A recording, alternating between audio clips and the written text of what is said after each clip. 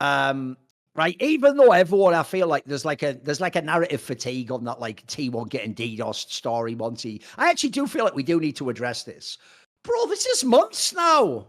Like before, when it was just like a week, I was like, suck it up, get over it. Like, if this is actually just continuing for months and months and months and months, like what are T1 supposed to do? Like the first thing I thought when I saw this story was, so then China actually just did the most inefficient thing ever by signing hundreds of millions of dollars of contracts with Korean players. You should have just paid $2 million for someone to just DDoS faker every fucking day of his life. Apparently, like that's like the way better efficient way of using money. Like, how can this permanently be going on, mate? It's like, because you saw the recent update now is even if they play like in sort of an off-stream capacity, then people just harass the people who played in the game with them or something. So like it never ends, apparently. So apparently Riot did implement some measures, and I'm not an expert on this stuff, guys, so that it is very difficult / impossible to DDoS the T1 players now. But when they are streaming, now their teammates and opponents just get DDoS, so it just ruins their solo queue games. Like they just figured out to DDoS other people.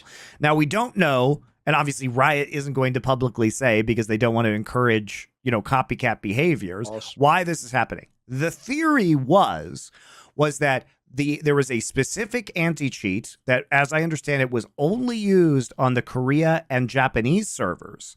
And so people thought, oh, this is continuing because Riot's going to roll out Vanguard, and it's probably this specific anti-cheat that's only really on the Korea server that is causing players' IPs to be revealed so that they can be DDoSed. So the idea was when Vanguard comes out, when you boot up with Vanguard, they're not going to be able to find your IP anymore.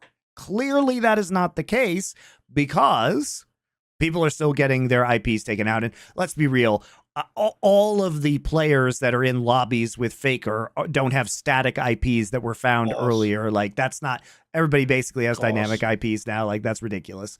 So I don't think that it's like old IPs, as it were. They must still be able to get their IPs. Now, I don't know if alongside Vanguard, the old anti-cheat is still part of that, or is still there as well and could be causing this. But there's lots of theories that could be, you start thinking, Thorin, what is unique on the Korean server?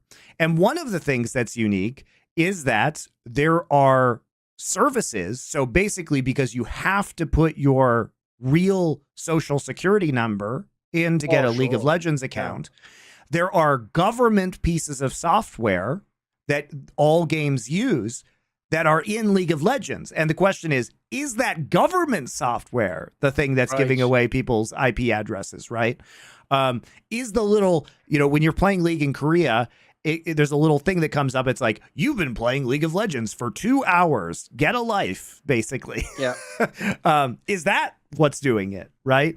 It's really, I don't know. It's hard to know what it is, but it must be something that is very specifically unique to the Korean server. And whether it's the old anti-cheat that's still kicking around on the client, or whether it's some other unique piece of software that could be Korean government related, which would also explain their inability to get rid of it. If it is mandated by law that this software is in there, then how do they fix this problem?